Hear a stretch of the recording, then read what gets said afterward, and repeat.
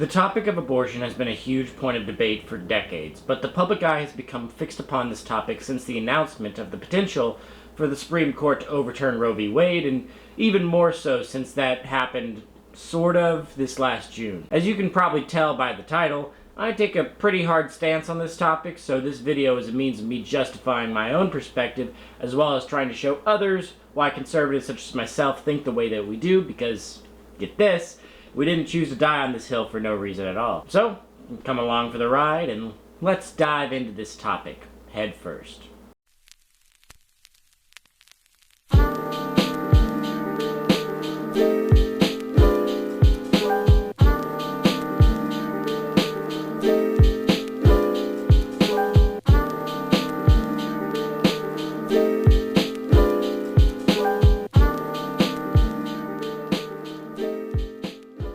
This is a question that, strangely, in my opinion, is still up for debate. There are three primary schools of thought when it comes to answering it. One, that life begins at birth. Two, that life begins at conception. And three, that life begins somewhere in between. If you look at this poll, it absolutely shows that the American people are not only split on this issue, but largely unsure. Everyone has their own definition of when life begins, and that has major consequences for how the abortion debate shakes down. If you are of a school of thought different than what lines up with whatever abortion restrictions are in place where you live, then you probably think the restrictions should be less or more restrictive, depending on your own personal perspective. The fact of the matter is, though, that we can't all be correct about when a human life begins. Human life begins somewhere, and I intend on finding out and proving when it does so that we can all move forward with that in mind. This, of course, begs the question, though, what is a human life?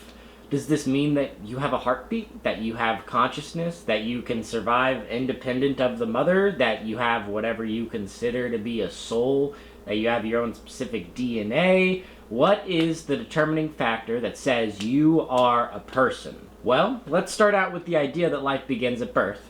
It doesn't. If two babies are conceived on the same day, but one is born premature, the one that was born first isn't any more alive than the one still in the womb. Considering one a life over the other is, quite frankly, an insane idea. And by extension, saying that one is not living simply due to their location being inside another human is just plain wrong, and is only done to justify in your own mind that it's okay if you want to have an abortion late term. Now, most people agree with this, with 54% of Americans saying that late-term abortion should be illegal in all cases, with only 8% agreeing it should be legal in all cases. If you are part of that 8%, I really don't know what to say. You are okay with, or at least complicit with, the ending of lives of babies that could be mere minutes from being born, and that is absolutely reprehensible. These are fully formed human beings that can survive outside the womb, and you're just okay with no restrictions on ending their lives? That tells me that your value for human life is either completely f***ed up, or you do not view human life in the same way that I do, in which case, I don't think there's really any point in trying to rationalize with you, at least not in this context. If you do, however, hold the value of a human life as something at the very least as mildly sacred, then let's talk. If you agree that abortion shouldn't occur right before birth, then where's your line? This is an important question, as there's no clear consensus on this. 36% of U.S. citizens think that human life begins sometime around fertilization and the zygote being implanted into the wall of the uterus, while 18% believe that life starts at birth. This leaves 46% scrambled somewhere in between, or just completely unsure. If we can draw a line between people's perception on when human life begins and when they believe abortion should be allowed to take place, we can see a direct correlation between people's perception on human life and people's willingness to allow abortion to take place.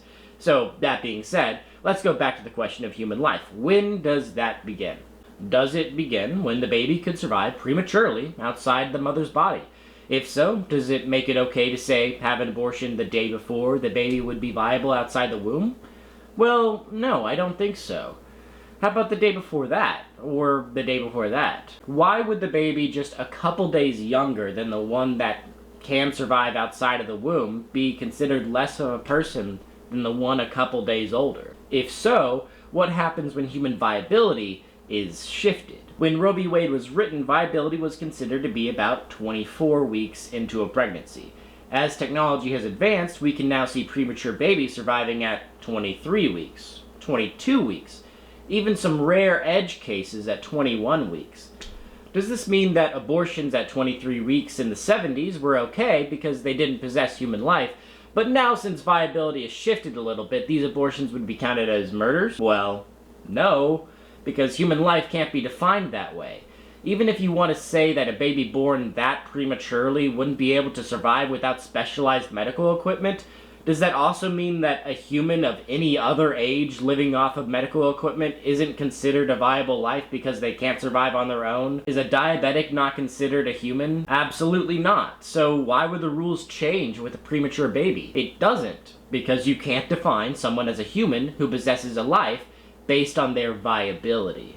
The same sort of argument applies if you push back the point of abortions to the baby's heartbeat. The baby shouldn't be considered less of a person because it's 1 day away from having a heartbeat, or if, for some reason, the heartbeat came just a bit later than usual. In reality, it's difficult to place an exact moment where there is a shift from there being no human life to there being a human life, largely because there isn't a point in between fertilization and about age 23 when you stop developing. The only point that can, for sure, be a defined moment in the creation of a human life is, therefore, when fertilization takes place. At least, that's what I prefer to be true, as I'm not yet 23, and I don't want to be aborted so close to reaching the point of being considered a human.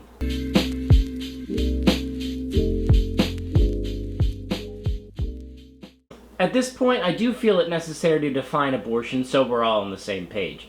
I feel like this should be self-explanatory, but apparently not, as a lot of people seem concerned about the possible over-enforcement of new anti-abortion legislature to include things that are clearly, to everyone else, not abortion, so here goes. Abortion is the intentional ending of human development in the womb such that the subject does not result in a live birth. Plain and simple. This should make it pretty clear what we're talking about moving forward, as many people seem to be confused. So, to answer the questions, no, a miscarriage is not defined as an abortion, and no, a period is not either, nor is the passing of a fertilized egg through the uterus. It is only the intentional removal of a fertilized egg, or clump of cells, or fetus, so that the woman in question does not remain pregnant. And don't worry, I'll talk more about how this is applied into law later.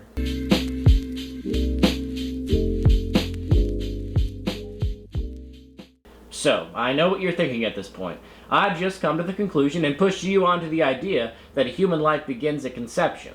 Now, you're more than welcome to agree or disagree with that notion, but judging by this chart, you're much more likely to disagree than agree. Some much more than others. And that's okay, as long as we are all civil in our discussion. So, how about this? I won't call people that disagree with me child murderers, and you don't call me someone that wants to strip rights away from women. Frankly, I ask this because I don't see abortion as a human right, even though a lot of people seem to think so. Every time I Google phrases like, should abortion be a human right, I find articles declaring that it already is a human right, getting on to say that if we don't protect abortion, then other rights are at risk, like the rights to non-discrimination, the rights to be free from torture and cruel, inhumane treatment, to bodily autonomy, and the right to enjoy the benefits of scientific progress. Or I'll come across articles that say that the people trying to remove these human rights are political extremists and we need to stop them. Or even a very weird article from The Atlantic called The Right of Abortion from 1969 that tries to convince me abortion should be a human right because we are facing a population crisis. This is in 69, mind you. And sterilization isn't readily available enough to poor people because, you know, it's not that we don't want poor people to reproduce, it's that they want the sterilizations and we should be making it more accessible for them.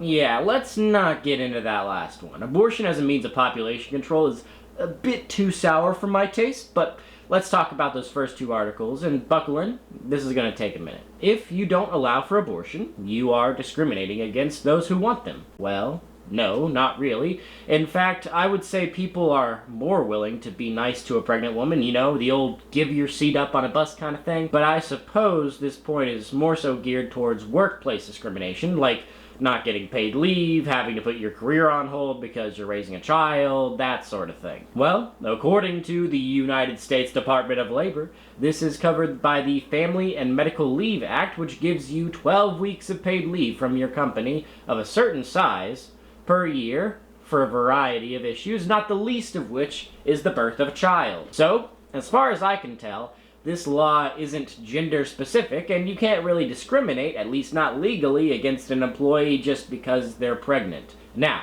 let's talk freedom from torture and cruel, inhumane treatment. Well, let's just be clear about one thing. Birthing a child is, I suppose, a form of torture, but not one that anyone is putting you through to cause you pain. The torture isn't the goal of the operation. It's an unpleasant reality of what happens when you give women the autonomy to eat fruit. And no, going through labor isn't inhumane treatment.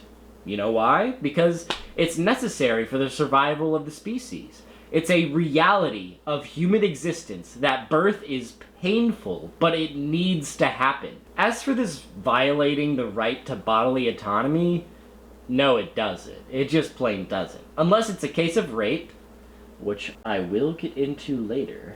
Getting pregnant was something you consented to. Maybe your birth control didn't work. Maybe the condom broke. Maybe your boyfriend wasn't quite as good at pulling out as he had advertised. I don't care. If you consent to having sex, you are also consenting to having a child placed inside of you. A child that is its own person. A child that you don't have the right to determine if it gets to live or die. As far as I'm concerned, that is another human with rights, and that person does not violate your bodily autonomy because you consented to having that child placed inside you when you decided to have sex at all, protected or unprotected. Now, let's talk about this second article, the one calling politicians who want to ban abortion extremists. First of all, we need to determine something. Is this an extremist position? I suppose you could say this is extreme by saying that there are two extremes in this position.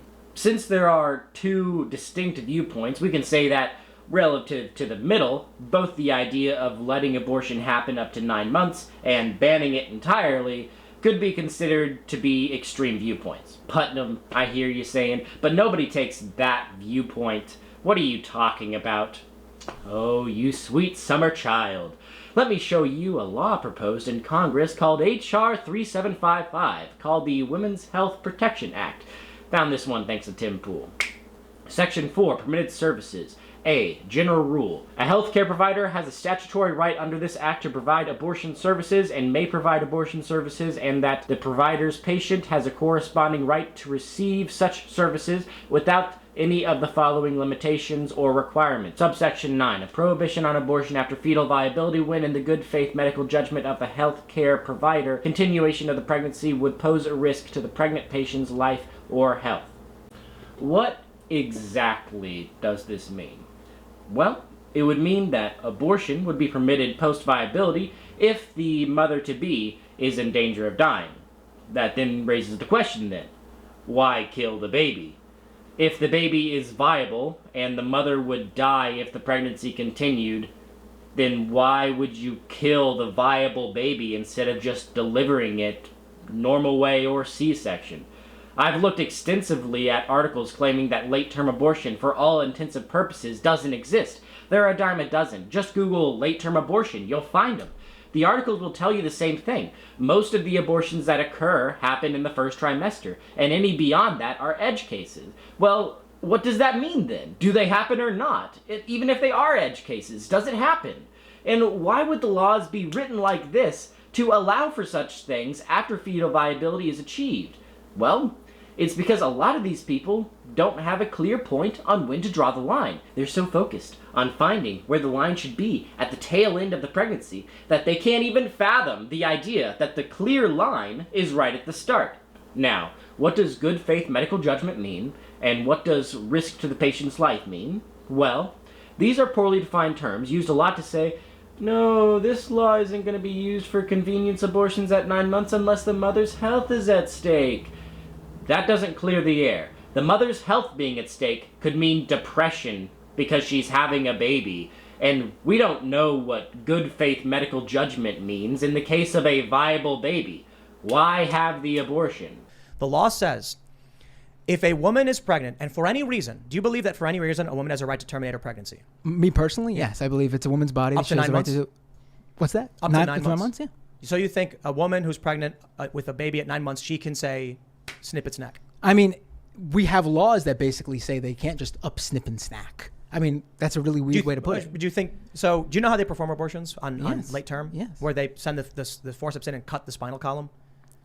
You think that's okay for a baby who's 8 months and 2 weeks in a woman's womb? But they're not doing. No one is just Gosnell electively doing that. You just said you're not going to talk about edge cases, and then you're going around talking about edge cases. You used. I mean, when you said no one does that, I'm going to give you an example of it happening. I'm not trying to argue that you are. So No, the issue is, I'm not it talking does about. happen. I'm not talking. Should it be legal? You said yes, right? Here's my question. Let me ask you the question, Go and ahead. please, if the woman is told by a doctor, if you continue with the pregnancy, you will die. Right. Should they kill the baby? At 8 months? Yes. If the mother is told that she will die, and there's no way at 8 months, we're talking 8 months, this woman wants the baby, they'll do whatever they can to save the baby. That's not what the law says. The law allows for the termination of the baby. It says the good faith. It says the doctors, and the doctor. I'm not arguing the woman's not sick. If a woman is sick at 8 months, the baby is viable. It says after fetal viability. And the doctor says if you continue with the pregnancy, your health is at risk. Do you believe it should be legal at that point to kill the baby? But that's not happening. You're talking. Yes or no? I'm not asking. I'm saying yes or no. Do you think it should be legal? They're trying to legalize it. Doesn't matter if it's happening. They're trying to legalize it. Yes or no? They're trying to legalize the fact that women at 8 months pregnant could find out something is horribly wrong with the fetus, where it will die as soon as it's born, be in pain, have Can tragic... you answer the question or not? I'm answering the question to you No, because you're saying something I agree with you on and no one disagrees with you on. Everyone wants to preserve the health of the mother. Sure. Why kill the baby in the process? They're not killing the baby in the process. Why legalize the killing of the baby in the They're process? not legalizing. Yes, they are. Read the law. I read it to you how many times? After fetal viability, the baby can survive on its own. They can perform an abortion if the mother's health is at risk. Why kill the baby? Why not include in that all efforts must be made to save the baby's life? It's right there when it says the exact wording. I don't have it in front of me because I have what the doctor said. The good faith efforts of the doctor. The doctor's looking out for the patient, not the baby. Abortion is the termination of the baby. If it wasn't about legalizing the killing of the baby, they would say perform a C-section or induce labor. When what this is right here, it says they cannot prohibit abortion. Late-term abortion is a practice with legal definitions where the baby is killed, its limbs are removed, and it's sucked out. If the baby is viable, why not just induce labor or perform a C-section? They didn't even bother putting any provisions in this Colorado bill. It looks like it just guarantees the right to an abortion, but sets no limitations on it. The summary sums this up best, but I encourage you to read the bill yourself. There is no protection against late-term abortions. Reproductive Health Equity Act, bill summary.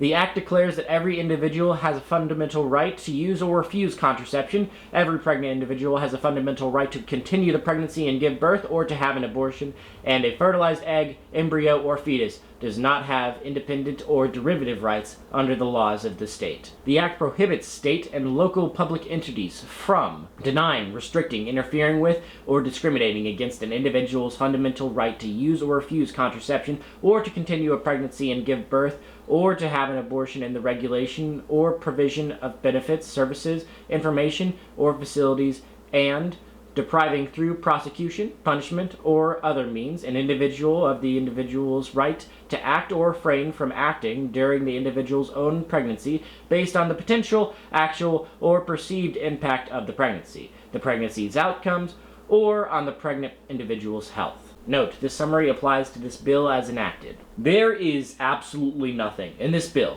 saying that you can't have an abortion at 9 months. If anything, it says that it's protected. This most outraged me when people were getting mad at this bill, claiming what was true about it, and PolitiFact came back with this. No, this Colorado law does not allow abortions up until the moment of birth. Our ruling A screenshot of a tweet shared on Facebook claimed Colorado Governor Jared Polis has just signed into law a bill legalizing abortions through all 9 months, up until the moment of birth. Colorado's new law codifies existing protections around an individual's right to use or refuse contraception, continue with a pregnancy and give birth, or to have an abortion. Abortions that occur later in a pregnancy, at 21 weeks gestation or later, are rare. We claim this as false. The only reason PolitiFact gave this story a false rating was, what again? Because late-term abortions are rare? That doesn't mean it isn't protected in this law that you're talking about. You're just f***ing lying at this point. They even say earlier in the article, Colorado's law protects the right to have an abortion and does not make distinctions or regulations about a time or stage during pregnancy, which means it's protected up until the moment of birth. Now, I know I've been rambling legalese for quite a while now, but these are laws that have either been proposed or are already in place and allow for late-term abortions to take place, regardless of if it happens or not. Isn't it a bit extreme to allow these things to happen to viable babies? I know it also sounds like I'm just justifying taking one extreme because the other side is taking an extreme, so it's okay. So let's go one step further. My viewpoint is not exactly an extreme viewpoint. The vast majority of human existence, tale as old as time, you got pregnant, you're delivering that baby. It wasn't extreme back then. I still don't think it's extreme now. It's only extreme now because we have normalized the killing of unborn babies. So, I guess if that makes my viewpoint extreme, then I'm extreme. But let me point you to earlier in the video when we talked about where we should draw the line. Most people agree that there should be at least some form of restriction on abortion. That much is clear. The natural escalation of this, as I have explained, is to draw the line at the only place it can be drawn, at the conception of the child. So, to finally conclude this section, abortion is not a right, giving birth is normal, being parents should be encouraged, and I'm not an extremist for thinking this.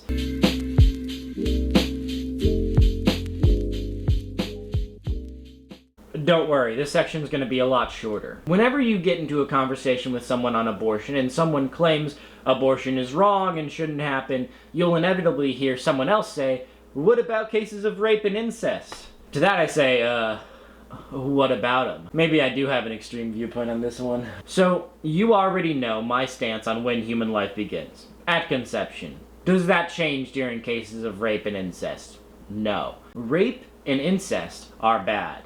In a perfect world, they wouldn't exist. But we don't got a perfect world. Sometimes people do really bad things to other people. I still don't think that justifies killing a human. Two wrongs don't make a right. Should a young girl, a child, have to carry a baby of rape to term? No, she should never have to do that. That should be a thing that never happens. Killing the baby is not the solution, though. That's treating a symptom of the problem, not looking for the solutions. Yes, we should have proper sex education because, yes, kids are going to have sex without acknowledging the risks, and yes, people should be taught about consent. As a man that wants a son someday, it's my job to ensure my child doesn't grow up to be the kind of person to take away a woman's right to choose. And that is all fathers' jobs with their children. Now, saying that isn't going to fix the epidemic of fatherless house homes, though, and frankly, I don't know that anything I can say here will. All I know is that it isn't the fault of the child's for existing. It's the fault of the rapists for doing what they did. And for what they did, they should be given the death penalty or castrated. When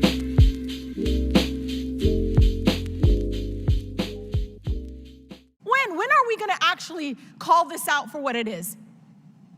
No, this is about controlling women in our country, period. Stop pretending it's anything but. You know, what's so distressful about all of this is the fact that it's not just Texas, Chairwoman, you know this. This is literally opening the floodgates to the possibility that we are actually going to see our country punish and criminalize abortion, criminalize women making a very difficult decision. with a Democratic governor who's going to restore the right to choose and for every woman to make her own decisions about her own body, her own health care, her own future. That's the way forward. But we've got to win. This is about power, Lawrence. It's not about life on the part of Greg Abbott. This is about power and control over women. It's anti-woman, right? It does not center people to have that voice for themselves and their own decisions, right? It is a barrier, right? It's If we giving wanna put it more. that It's way. giving more agency to women because it's moving it back to the state level. So locally, But why would the state have the ability to tell me what to do? 'Cause it Locally, the doesn't women multitudes have of that different power. areas of- Conservatives may well believe that embryos and fetuses are persons, but to claim that anti-abortion legislation is about children is deceitful. Pro-life is a magic trick that wraps disdain and revulsion for women's bodies and lives inside a shiny silver box with a pink and blue ribbon. Forced birth legislation fails to protect children at all while punishing women who abort or even miscarry. But punishment is precisely the point, isn't it? Because such legislation has never been about children. Let's call anti-abortion legislation what it is. Anti-woman, anti-mother, anti-child, and anti-freedom. We've all heard this argument a million times. You don't care about children, you just want to control women. Republicans only care about you until you're born. I don't know how plain I can make this. I couldn't care less what a woman does with her body. That's her own business. But as soon as there's another human involved, which there absolutely is in the case of a pregnancy, you now have to account for the rights of that person as well. I don't care if they don't have rights legally, the only rights that matter are given to us by God, and nothing you can write into law can take that away or make it okay to end a human life. How is trying to save babies, of both men and women, a means of oppressing women? Protecting the lives of unborn children is, and has always been, about saving the children, not about keeping women subject to the whims of men. People like me don't want to force women to have children. That's a gross misinterpretation of what we want. We want people to be responsible for the decisions they make. If you have sex, and that results in a pregnancy, you are responsible for that child. If you don't want to be, there are alternative options that don't involve ending that baby's life. You don't have to kill the baby. You can't use the argument the foster care system is or you're worried about the baby's quality of life to justify killing a baby. Going through foster care or adoption are infinitely better than being killed and never getting a chance at life. If you feel so strongly about that system being then damn it, fix the system. Don't decide killing babies is the best option because you couldn't be bothered to fix the method that involves less baby killing. Stopping abortion isn't anti-women. It's about trying to protect these women's children from being killed. It isn't anti-mother. We are actively encouraging motherhood. It isn't anti-child. We are trying to keep children from being killed so that they can have a chance at life, same as everyone else, by speaking up for those who can't defend themselves. And no, it's not anti-freedom. Protecting the rights of the innocents will never be anti-freedom. If anything, that's what freedom is all about. Keeping women from aborting their children isn't taking away the women's freedom to choose. It's protecting the freedom from those who seek to take it away, from those who have no right to take it away in the first place. We, as humans, have no right.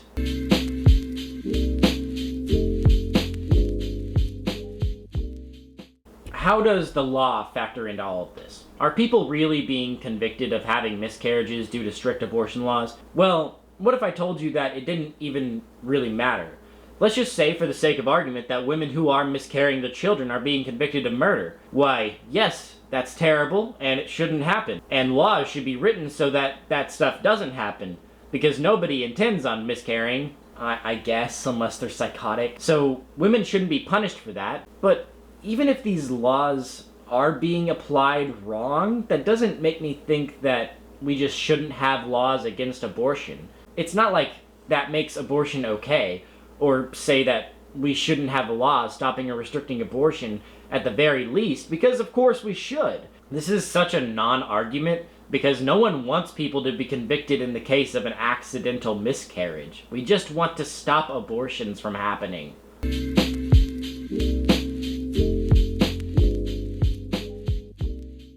cap things off, let's talk about the overturning of Roe v. Wade and what exactly that means for the future. The overturning of Roe v. Wade has certainly changed a lot of stuff. States can now choose which laws they want on the books regarding abortion, which allows for both positives and negatives. You can have very strict abortion laws or very lenient abortion laws going from state to state. It is truly the most middle-of-the-road decision that the Supreme Court...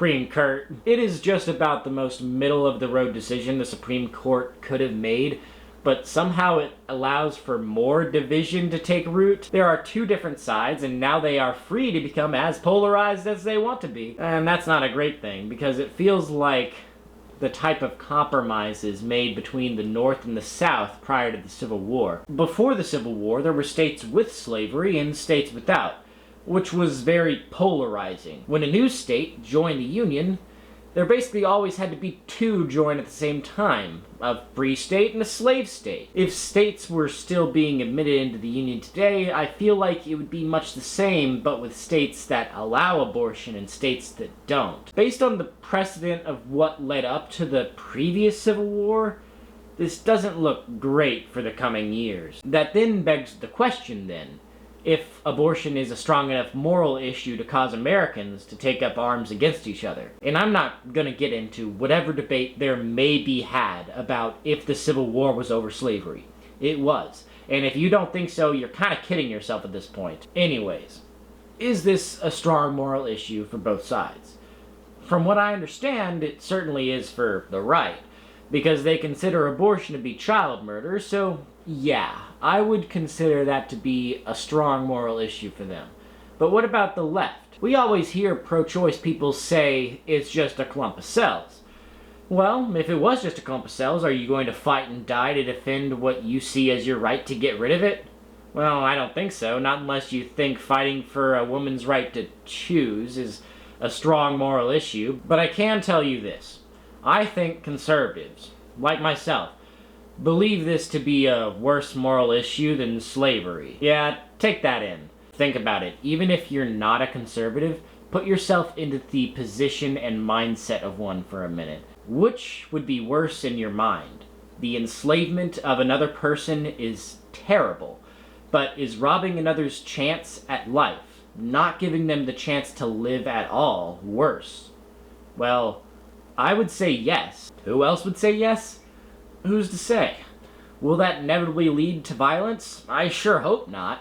The United States works best when they're just that, united. If something were to happen, though, I think I'll choose the side that doesn't dehumanize people. In the past, the side that dehumanized people was always the side that ended up being morally inferior. This happened with the Democrats in the Civil War, who dehumanized slaves, as well as the Nazis in World War II, who dehumanized, well, basically everyone that wasn't them. So I think I'll stick with the more moral conservatives on this one who aren't trying to strip humanity away from a person. Besides, they're the ones with all the guns.